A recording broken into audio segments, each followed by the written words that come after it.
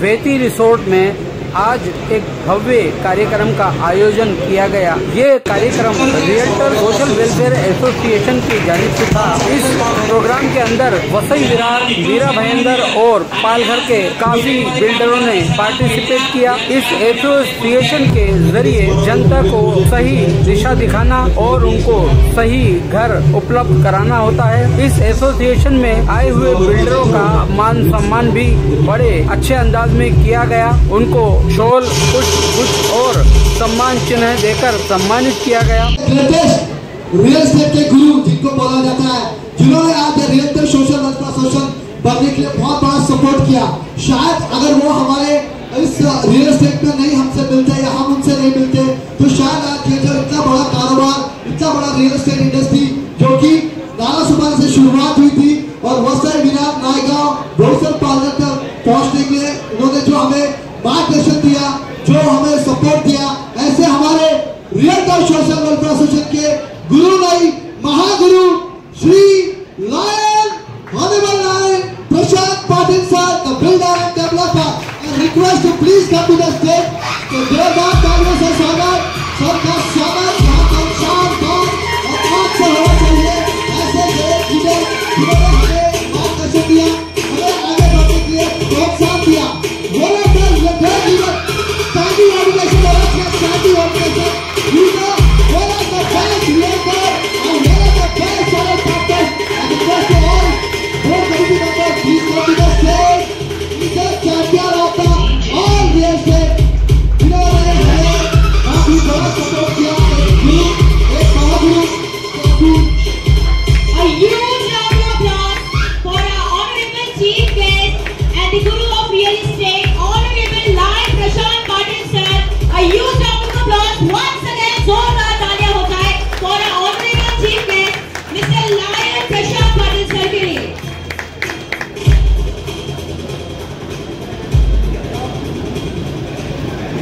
तुम्ही इथे उपस्थित राहिला, आपली ही पूर्ण रिअल एस्टेट लॉबी तुम्ही बघितली। आमची जर्नी जेव्हा सुरू झाली होती तेव्हा तुम्ही आमचे मार्गदर्शन होता, आमचे गुरु होता आणि आज तुम्हाला हा जो कारोबार आणि हा जो आमचा बघितला गेल्या 8 वर्ष 10 वर्षापासून ते रिअल एस्टेट मध्ये आमची असोसिएशन काम करते। संजय रमेश पाटील साहेब आपले महाराष्ट्राचे प्रेसिडेंट, त्यांच्या मार्गदर्शनाखाली ही पूर्ण आयोजित मीटिंग आणि तुमचा आमचा मान सन्मान जे तुम्ही इथे देऊन आलेला आहे। तर मी सगळ्यांना सांगेन आणि तुम्हाला रिक्वेस्ट करेन की 2 शब्द देऊन सर आज ह्या मीटिंगचा थोडासा ॲड्रेस करा आणि एक रिअल एस्टेट मध्ये एक चांगला चॅनल पार्टनर आणि एक चांगल्या लेवलवरती कसं काम करून आपल्याला एक लीगल तरीके कसं एक रेरा जे आता नवीन लॉन्च झाला आहे महारेरा, ते सगळ्यांनी रूल फॉलो करायला पाहिजे। त्या कसं लोकांनी त्या गोष्टीचं लक्ष देऊन या रिअल एस्टेट मध्ये कसं चांगलं काम करू शकतो त्याच्यावरती 2 शब्द मार्गदर्शन करायचे सर तुम्हाला। नमस्कार, मजा आहे। नमस्कार, नमस्कार, यस ग्रेट। असा आवाज पाहिजे। आणि हिंदीत बोलू की मराठीत? नमस्कार। तर सर्वात प्रथम मला अत्यंत आनंद होतो की अनेक वर्षापूर्वी आम्ही लावलेलं एक छोटंसं बीज आज एका मोठ्या वटवृक्षामध्ये त्याचं रूपांतर झालेलं आहे। आणि मला आता जस्ट सतीश त्याप्रमाणे बोलला की मी त्यांचा गुरु किंवा महागुरु आहे, पण मला वाटतं आज दोन्ही शिष्यांनी त्याच्या गुरुपेक्षा जास्त मोठं काम करून दाखवलेलं आहे।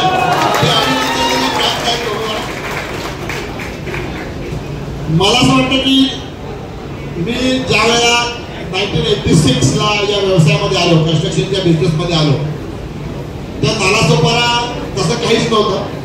विरारमध्ये थोडीशी एक चुटपुट डेव्हलपमेंट सुरू होती आणि त्या काळामध्ये मला असं वाटतं मी जो पहिला फ्लॅट विकला होता, तुम्ही विचार करू शकत नाही किती रुपये फुटाने विकला असेल पहिला फ्लॅट, अंदाज करा। पहिला फ्लॅट किती रुपये फुटाने विकला असेल? 95 रुपये फुटाने पहिला फ्लॅट विकला होता, 95 रुपये ओनली। परंतु ते पैसे जमा करताना सुद्धा लोकांचा धूर येतो, धूर, कारण एचडीएफसी 24% इंटरेस्ट घेत असते, 24%। भाग वेगळा आहे, वेळ बदललेली आहे। वसई विरार छोट्या खेड्यातून गावातून बदलत एका महान नगरीमध्ये त्याचं रूपांतर झालेलं आहे। पुढची मुंबई म्हणून आपल्याकडे आता पाहिलं जात आहे. आणि अशा परिस्थितीमध्ये जो विकास होत आहे, या विकासामध्ये विकासाची गंगा जेव्हा वाहते त्यामध्ये अनेक लोक हात धुवून घेत आहेत. आणि अशा वेळेला इस्टेट एजंट हा जो एक समाजातला घटक आहे, ह्याची एक फार मोठी जबाबदारी या सगळ्या विकासामध्ये येते. समाजामध्ये जेवढे लोक चांगले आहेत तेवढे वाईट लोक सुद्धा आहेत. गेल्या अनेक वर्षामध्ये अनेकांनी पाहिलेलं आहे की अनेक विकासकांनी अनेक लोकांना फसवलेलं आहे. मुंबईहून किंवा अनेक वेगवेगळ्या ठिकाणाहून अनेक लोक या ठिकाणी येतात. ते या ठिकाणी येऊन त्यांचे स्वप्न पूर्ण करण्याच्या दृष्टीने आपल्या आयुष्याची पूर्ण कमाई आणि पुढच्या आयुष्यामध्ये आपण कमवू शकू असं कमाईतून घेतलेलं कर्ज, आपल्या बायकापर्यंत दागिने, हे सगळं विकून ते स्वतःचं स्वतंत्र घरकुल केल्याच्या स्वप्नात इथे येतात. त्यांना खूप गोड गोड भाषेमध्ये पटवलं जातं, त्यांच्याकडून पैसे घेतले जातात. नंतर तो बिल्डर एकतर गायब होतो किंवा त्यांच्या माथी असा काहीतरी मारतो की जे त्यांना कधीच सूट देणारा नसतं. आणि अशा वेळेला आणखी काही ठिकाणी असे बिल्डर्स असतात जे खरोखरच चांगल्या प्रकारचं काम करतात. कदाचित त्यांचं काम थोडंसं महाग सुद्धा असू शकतं, परंतु त्यांचा व्यवसाय अत्यंत चोख आणि सचोटीचा असतो. अशा लोकांकडे मात्र योग्य ते गिऱ्हाईक पोचत नाही. त्यामुळे ज्याला योग्य घर हवं आणि जो योग्य विक्रेता आहे अशाकडे दोघांना एकमेकांची भेट करून देणं हे मोठं पुण्याचं काम हा इस्टेट एजंट नावाचा आपला वर्ग करत असतो. त्यामुळे तुम्ही जो व्यवसाय करता तो एक व्यवसाय नसून एक मोठं सामाजिक कार्य आहे. मी लहानपणी गोष्ट ऐकायचो नेहमी की गरुड आहे, तो गरुड स्वर्गामध्ये गेला होता आईच्या सांगण्यावरून कुंभ घेऊन येण्यासाठी. आणि तो कुंभ आपल्या चोचीपर्यंत घेऊन आला देवाची फाईट करून, त्याने इथे दाखवला आणि तो पुन्हा परत घेऊन त्याने देवाला देऊन टाकला. पण ह्याच्यातून फायदा काय झाला तर ते आडत असताना गरुडाच्या तोंडामध्ये त्याचे 2 थेंब गेले आणि तो गरुड अमर होत गेला. असंच एखाद्याच्या चांगल्या कामामध्ये जर 2 पैसे 2% आम्हाला मिळाले तर आमचं कुटुंब पण अमर होईल, चांगलं होईल. या व्यवसायात आपण काय राहिलं तर आपल्याला हा फायदा आपल्याला कोणी घेता येतो. आणि हा एक सगळ्यात महत्वाचा भाग आहे.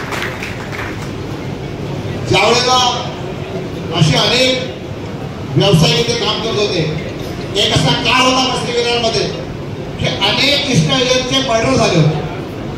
अनेक इष्ट एजंटचे मर्डर झाले होते आणि ते कोण कुठले कधी त्याची प्रेत सुद्धा कधी कोणाला सापडले नाही आणि त्यांच्याबद्दल आवाज उठवायला पण कोणत नव्हता. आणि अशा परिस्थितीमध्ये मला असं वाटायला लागलं की इष्ट एजंट हा समाजातला सगळ्यात महत्वाचा वर्ग जर असुरक्षित असेल तर त्यांना सुरक्षा मिळाली पाहिजे. आणि ते सुरक्षित तेव्हा देऊ शकतात तेव्हा ते संघटित होणार आहे. आणि या दृष्टिकोनातून माझे मित्र आजमडे साहेब आणि संजय राणे, आपला संजू, या सगळ्यांनी एकत्र येऊन असं विचार केला की आपल्या सगळ्या इष्ट बांधवांना आपण एकत्र आणू.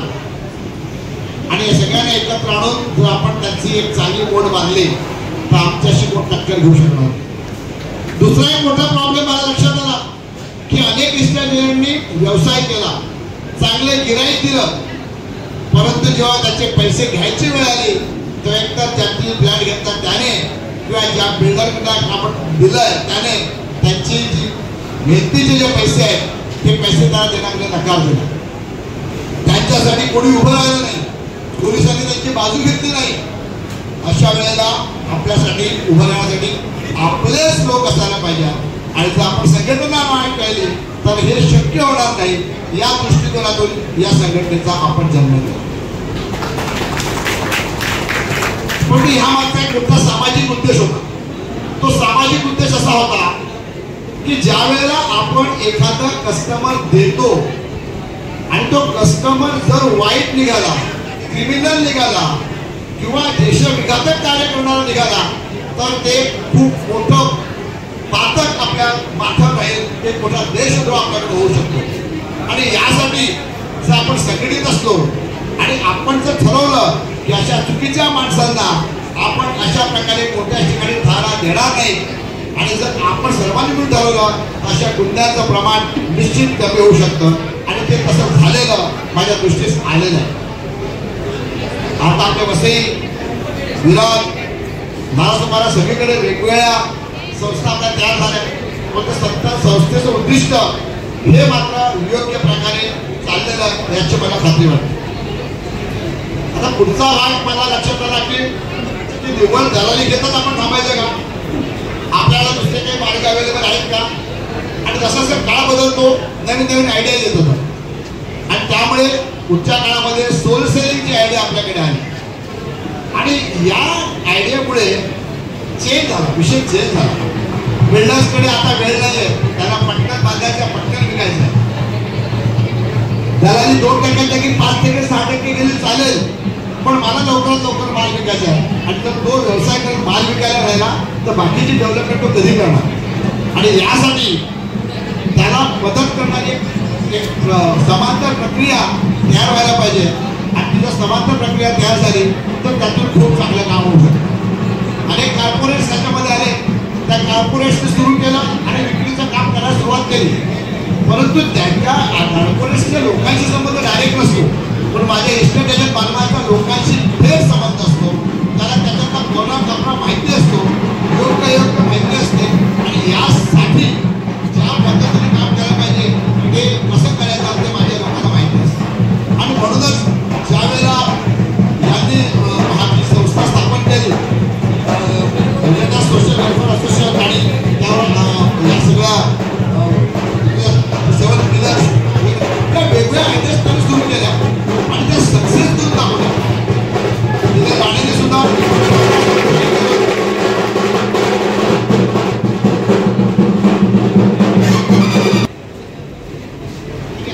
मला छत्रपती शिवरायांच्या काळात आल्यासारखं वाटतं थोडं मजा आहे. तर ज्या वेळेला अशा प्रकारचा व्यवसाय सुरू केला तेव्हा एक लक्षात आलं की त्यांच्यापेक्षा कॉर्पोरेटपेक्षा जास्त सक्सेस रेट आहे तो आपल्या लोकांचा आहे.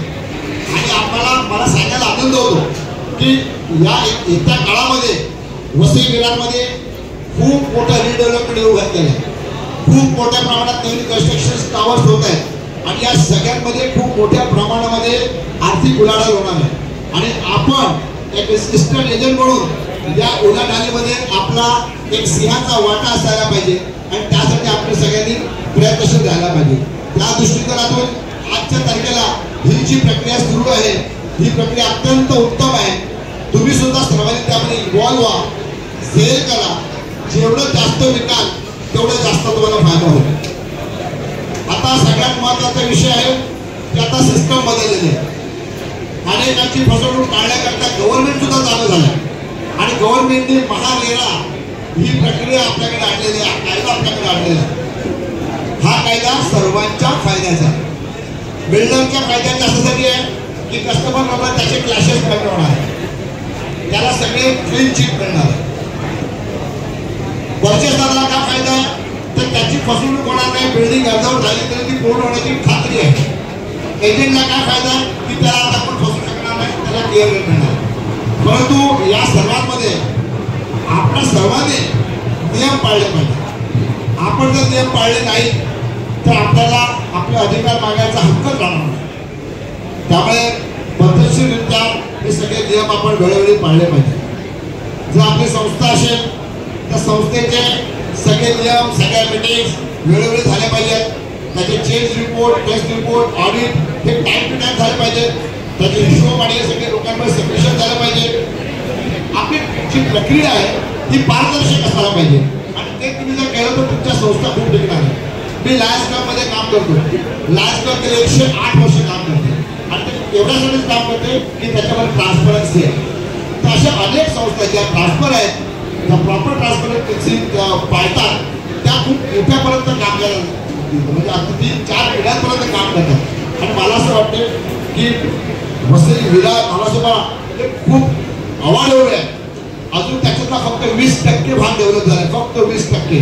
80% अजून बाकी, 80%. आणि विचार करा केवढा मोठा स्कोप आहे. आणि जे 20% डेव्हलप झालेलं आहे त्याच्यामध्ये 10% रिडेव्हलपमेंट आलेलं आहे. त्यामुळे खूप मोठे अपॉर्च्युनिटी आपल्याला सगळ्यांना तयार झालेल्या आहेत. अनेक मोठमोठे प्रकल्प आपल्या पालघर जिल्ह्यातून जातात. आपल्याकडे बुलेट ट्रेन जाते, आपल्याकडे फ्रेट कॉरिडॉर जाते, आपल्याकडून मुंबई दिल्ली एक्सप्रेसवे जातोय, आपल्याकडून कोस्टल हायवे जातोय, आपल्याला मोठं बोर्ड होत आहे, तिसरी चौथी मुंबई आपल्याकडे होते.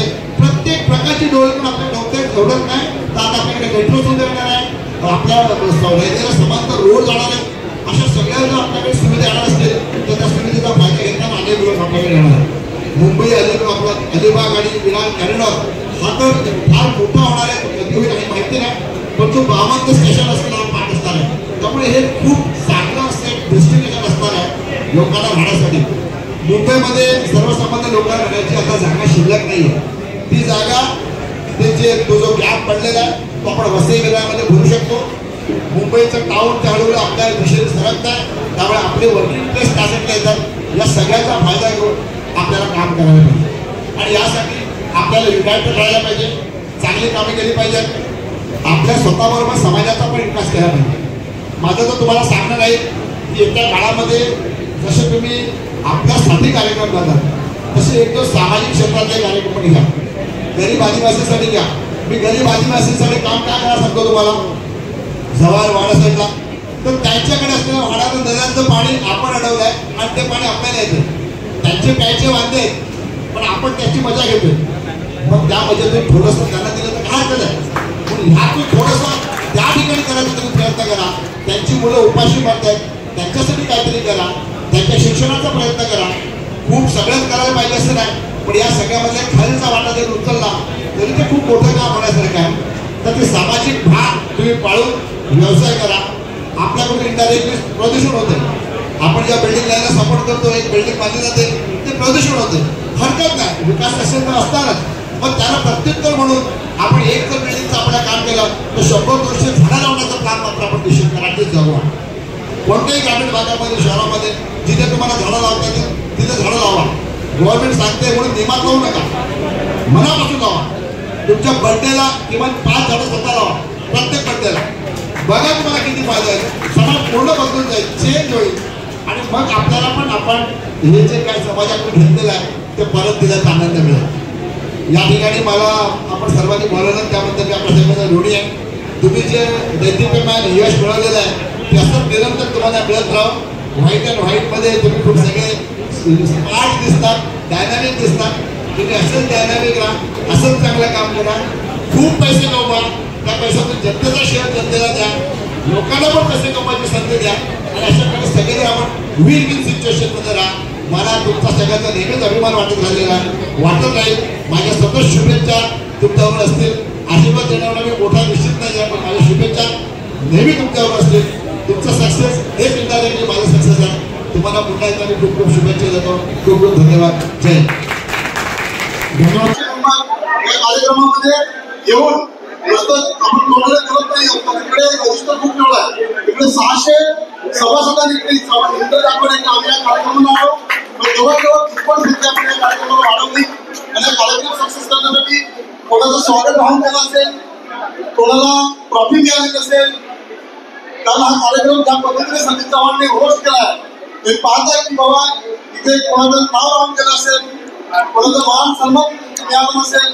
मी आयोजकांचा अध्यक्ष म्हणून सर्वांची दिलगिरी व्यक्त करतो आणि हा कार्यक्रम चांगल्या पद्धतीने उंचीवरती घेऊन जाण्यासाठी या वर्षी आपण पूर्ण मुंबई शहराचे जेवढे असिस्टंट आहेत सगळ्यांना इथे निमंत्रण केला होता. पालघर पोलिसांमध्ये जेवढ्या जिल्ह्यामध्ये असिस्टंट आपल्यावर काम करत आहेत त्यांना सगळ्यांना आपण एकत्र आणण्याचं काम केलं. सगळ्या डेव्हलपमेंट इकडे चांगलं सहकार्य दिलंय. असंख्य अजेंडा आपण इकडे पास केलेला आहे. आपल्या सगळ्यांना माहीत असलं पाहिजे की आपण ज्या ज्या डेव्हलपमेंटकडे आपण काम करतोय त्याची नोंद आपण ठेवा. डेव्हलपमेंट 10,000 रुपयाची अमाऊंट प्रत्येकाची आपल्या असिस्टंट जमा होणार आहे. पालघरची पालघरच्या अकाउंटमध्ये होईल, विरारची विरार अकाउंटमध्ये जमा होईल. इकडे आपण डेव्हलपमेंटमध्ये सीपी म्हणून काम करत आहात. इकडे आपण बिझनेस मीटिंग करणार आहात. त्याच्या सगळे नोंद प्रत्येक शाखेमध्ये व्हायला हवी जेणेकरून आपली नोंद जर शाखेमध्ये झाली तर नक्कीच आरोग्य मोठ्या पद्धतीने पुढील वर्षी कार्यक्रम होईल. आपल्या वर्षभरात 4 कार्यक्रम होतात. त्या प्रत्येक कार्यक्रमामध्ये इव्हेंटमध्ये होणारा खर्च तपशील आपल्याला ऑडिट रिपोर्ट जाईल. चंद्रकांत गुप्तांचे असतील, मिलिंद नागवा येतील किंवा पालघर पोलिसांच्या सगळ्या संघटना असतील, विराजी असेल, प्रत्येकाला ऑडिट रिपोर्ट आपल्याला कामावर निवडलेला आहे, तुम्हाला काही शंका असतील आणि बोर्ड कमिटी संपर्क साधा तर त्याच्याकडून अपेक्षित दुसरी उत्तरं मिळतील. आणि आपल्या सर्व इव्हेंटला सर्व चांगले प्रकारचे इथे येऊन सहभाग दाखवला ते सर्वांकडे आभार मानतो आणि हा कार्यक्रम इथे संपला असं जाहीर करतो. जय हिंद, जय महाराष्ट्र. इसके बाद हमारी बात रियल्टर सोशल वेलफेयर एसोसिएशन के मेंबर से हुई। आइए जानते हैं इस मौके पर उनका क्या है कहना। नमस्कार, मैं सलीम शेख, आप देख रहे हैं PTV 9 न्यूज, साथ में प्रभात समाचार लाइव सहयोगी चैनल हमारे साथ में है। आज हम एक भव्य प्रोग्राम में उपस्थित हैं, यहाँ आए हुए हैं। यहाँ बेहतरीन प्रोग्राम चल रहा है। ये प्रोग्राम है रियल्टर्स सोशल वेलफेयर एसोसिएशन का। यहाँ पर हमारे साथ में संजय प्रबल जी हैं जो प्रेसिडेंट हैं। हम उनसे बात करेंगे इस पूरी एसोसिएशन के बारे में कि कब से शुरू हुई है, इसका क्या कार्य है और अब तक किस मुकाम पर पहुंची है। सर, मैं आपसे जानना चाहूँगा कि ये जो आपकी एसोसिएशन आपने बनाई है, कब इसको बनाया गया था, किन दिनों में ये वजूद में आई और क्या काम है इसके? रियल्टर सोशल वेलफेयर एसोसिएशन का मैं संस्थापक प्रेसिडेंट हूँ, अध्यक्ष हूँ। और ये संगठन पिछले 2015-16 में हमने शुरुआत की। रियल एस्टेट बांधवों को, सभी लोगों को एकजुट करने के हिसाब से गए 10 साल से बहुत अच्छा तरह से कारोबार इस संगठन कर रहे हैं और पूरे संस्था पूरे पालघर जिले ने पूरे महाराष्ट्र लेवल पे फैली हुई है। अच्छा, कितने संस्था में कितने लोग आपके साथ जुड़े हुए हैं और कितने बिल्डर हैं, कितने आपके चैनल जुड़े हुए हैं इसके साथ? सभी पालघर जिले के मीरा भाईंदर के सभी डेवलपर्स हैं, वो अपने RSW संगठन से जुड़े हुए हैं और करीब करीब आज 750 के ऊपर अपने रजिस्टर मेंबर हो गए और करीब 500 प्लस रेरा रजिस्टर मेंबर्स अपने संगठन के रजिस्टर हैं। आपके जो मेंबर्स हैं उनका क्या कार्य रहता है आपके अलग अलग क्षेत्रों में, जैसे नाला सोपरा, वसई, विरारे, उनका क्या क्या कार्य रहता है और कहाँ ऑफिस आपने बना रखे हैं और जनता को उससे क्या सुविधा होती है? सर्वसामान्य जनता को मैं अपील करूंगा कि रियल्टर सोशल वेलफेयर एसोसिएशन के जितने भी मेंबर्स है, कभी भी घर खरीदना है तो पहले जाके देखिए कि रियल्टर सोशल वेलफेयर एसोसिएशन का मेंबर है तो आंख बंद करके आप उनसे व्यवहार कीजिए। उन लोग एक साफ सुथरे व्यवहार करने वाले लोग हैं और रियल एस्टेट बांधव ईमानदारी से काम करने वाले, इसलिए कि बॉम्बे से जो पब्लिक आ रहा है उसको मालूम नहीं है कि वसई विरार शहर के अंदर क्या हो रहा है क्या नहीं हो रहा है। उन लोग को पता होना चाहिए कि RSW के जितने भी मेंबर्स है वो आपको घर देने का, आपका घर का सपना पूरा करने के लिए हम लोग यहाँ पे पूरे पालघर जिले में काम कर रहे हैं। और जो भी यहाँ पे RSW से जुड़े हुए बंदे लोग अपने नाला सोपारा शहर हो या पालघर जिले में जो आगे कारोबार बढ़ रहा है वो सबसे महाराष्ट्र में जितने भी चैनल पार्टनर से वो अच्छी तरह से काम कर रहे हैं और आखिर में जितने भी ग्राहक यहाँ पे आते हैं उनको एक अच्छा घर देने का सपना हम लोग साकार कर रहे हैं। अच्छा, ये जो आपकी एसोसिएशन है इसमें जनता को किस तरह के लाभ मिलते हैं? क्या उनको ब्रोकरेज का कुछ फायदा मिलता है या आपको जो बिल्डर्स आपको सपोर्ट करते हैं वो उस आने वाले ग्राहकों को क्या सपोर्ट करते हैं, क्या लाभ देते हैं? ना, यहाँ पे जितने भी ग्राहक आते हैं उनको इधर का कोई भी कुछ चीज पता नहीं होता है। मतलब कोई भी ऐसे ग्राहक आ रहे हैं कि उनको रेस्टिंग दुकान से कभी घर लेते समय उनका खुद को पैसा नहीं है कि रेस्टिंग कहाँ से मिलेगा। तो हमारे जो चैनल पार्टनर्स है जहाँ पे RSW से मेंबर्स है वो पहला उनको घर देने का सपना करते ही है साकार। लेकिन यहाँ पे आने वाले छोटी मोटी चीजें जो होते हैं, हॉस्पिटल हो या मेडिकल इश्यूज हो या घर में कुछ किराया है, वो सारी चीजों का हेल्प यहाँ के लोग हमारे बांधव लोग करते हैं। मतलब इसमें कोई भी चीज ग्राहक आने के बाद उनको ब्रोकरेज की कोई बड़ी बात नहीं है, जिसके बाद रहेगा वो देगा, लेकिन उनको घर, अच्छा घर, मतलब कैसा होता है यहाँ पे घर 35 लाख का है, जो RSW का मेंबर है वो 35 लाख में घर दिलाएगा। दूसरा आजू बाजू में किधर जो चलते फिरते एजेंट के बजाय तो घर 35 लाख का घर उनको 40 लाख में कब बेचेगा पता नहीं है, लीगल है इनलीगल है, वो सारी चीजों की जानकारी RSW मेंबर पूरे एजुकेटेड है इस बारे में, रेरा रजिस्टर है। तो हमको जितने भी डेवलपर्स लोग हैं वो डेवलपर लोग हम लोग को खुश कर देते हैं। मतलब कोई यहाँ पे आते हैं ग्राहक उनको बिंदास आंख बंद करके आना चाहिए। यहाँ पे जो भी घर लेने का सपना है हम लोग उनको अच्छी तरह से घर लेने का सपना पूरा कर देते हैं। कभी ऐसा हुआ है कि आपके कस्टमर्स को किसी बिल्डर ने किसी किस्म का धोखा दिया है, कोई तकलीफ हुई, या उसमें आप क्या सपोर्ट करते हैं? रियल्टर सोशल वेलफेयर एसोसिएशन से जितने भी जुड़े हुए मेंबर्स हैं, आज गए 10 साल से हम लोग ने पूरा वसई विरार साफ सुथरा किया है। जितने भी मेंबर जो जुड़े हैं कभी भी ग्राहकों की कंप्लेंट आज तक आया नहीं है कि इन्होंने फंसाया है। जो लोग गलत काम करे उनको सीधा किया है हम लोग ने, लेकिन RSW के कोई मेंबर ने आज तक कोई गलत काम किया नहीं है। और साफ सुथरा, जैसे रेरा साफ सुथरा लोगों को आगे बढ़ा रहा है वैसा हम लोग भी जो मेंबर को लेते हैं वो रेरा रजिस्टर है, खुद का ऑफिस है, उनको ही आगे बढ़ा रहे हैं हम लोग। धन्यवाद। बात करने के लिए धन्यवाद। हमारे साथ और भी मेंबर्स जुड़े हुए हैं इस एसोसिएशन के, उनसे भी हम बात करने की कोशिश करेंगे और बात करेंगे कि आपका जनता के साथ में क्या सहयोग है। मैडम, आप बताएंगी कि आप किस तरह से जनता को, जो कस्टमर आपके पास में आते हैं घर खरीदने के लिए, उनको किस तरीके के सपोर्ट करते हैं? देखिए, पहली बात तो हमारे एसोसिएशन के थ्रू, और जैसे सर ने बताया कि ऑलरेडी हमारे यहाँ पे रेरा रजिस्टर्ड मेंबर्स है।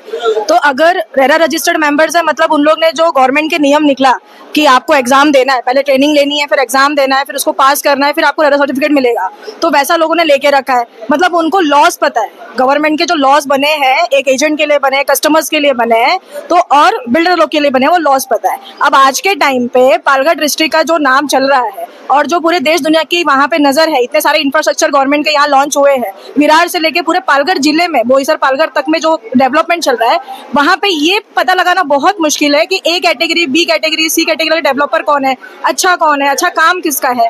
तो सबसे ज्यादा जनता को मदद हमारी तरफ से ये मिलती है, अगर हमारे किसी भी एसोसिएशन के मेंबर से आप डील करते हो तो बेस्ट ऑफ द बेस्ट जो डेवलपर्स है और जिसका जैसा बजट है वैसा उनको सजेशन दिया जाता है, वैसे बिल्डर्स को सजेस्ट किया जाता है।